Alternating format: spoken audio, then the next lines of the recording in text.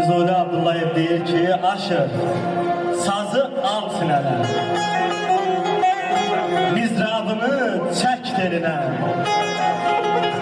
Oba oba, gəzə gəzə, gəl gedək Carlı kəndinə. Ora Kürün sol sahili, sahil boyu sıx meşəli, gözəl olur hər fəsli. Gəl gedək Carlı kəndinə.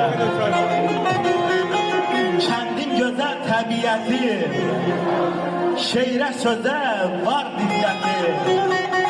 Vallah vardır qonağa hörməti. Gəl gedək Carlı kəndinə. Aşıq Əhməd söz okarı, Abdüləziz tək yazarı. Vallah bura sənətkar diyarı. Gəl gedək Carlı kəndinə. Aşıq dilləndir sazını, çal bir aşıq havasını, görmək üçün səfasını. Gəl gedək Carlı kəndinə.